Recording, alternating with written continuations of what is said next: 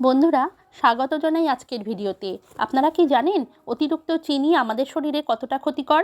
আজকের ভিডিওতে SD health টিপসের তরফ থেকে আমি শাশ্বতী আপনাদের জানাবো, যদি আপনি চিনি খাওয়া বন্ধ করেন তাহলে আপনার শরীরে কী কী পরিবর্তন আসতে পারে। তাহলে আসুন শুরু করি। বন্ধুরা, চিনি এক ধরনের আসক্তির মতো কাজ করে। চিনি খাওয়া বন্ধ করার প্রথম কয়েকদিন আপনার শরীরে চিনি প্রত্যাহারের কিছু লক্ষণ দেখা দিতে পারে, যেমন মাথা ব্যথা, মুড সুইং, দুর্বলতা এবং মিষ্টি খেতে খুব ইচ্ছে করা। কিন্তু চিন্তার কিছু নেই, এটা স্বাভাবিক। এক সপ্তাহ কাটার পর আপনি বুঝতে পারবেন যে আপনার শরীরে এনার্জি আগের চেয়ে অনেক বেড়ে গেছে, কারণ চিনি তাৎক্ষণিক ক্যালোরি দেয়, মুড ভালো করে।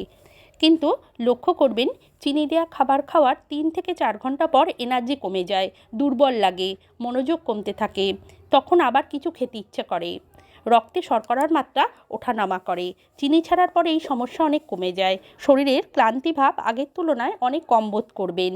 এখন আপনি আগের চেয়ে অনেক ফ্রেশ অনুভব করবেন। 2 সপ্তাহ পর বন্ধুরা, আপনার ওজন কমতে শুরু করবে।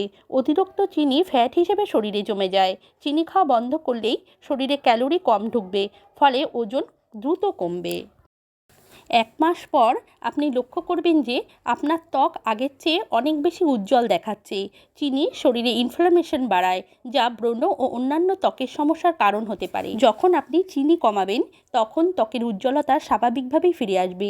বিশেষত তৈলাক্ত ত্বক থাকলে বেশি করে ফারাক চোখে পড়বে। এবার বন্ধুরা জানাবো চিনি খাওয়া কমানোর দীর্ঘমেয়াদী কিছু উপকারিতা।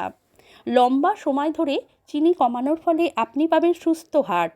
এছাড়া হৃদরোগের ঝুঁকি কমবে, উচ্চ রক্তচাপ, স্ট্রোকের ঝুঁকিও কমবে, ডায়াবেটিক্সের ঝুঁকি কমবে, কিডনির সমস্যা, চোখের সমস্যা কমবে, মস্তিষ্কের কার্যক্ষমতা বাড়বে, অকাল বার্ধক্য ঠেকানোর প্রক্রিয়া শুরু হবে। সর্বোপরি দীর্ঘায়ু পাবেন।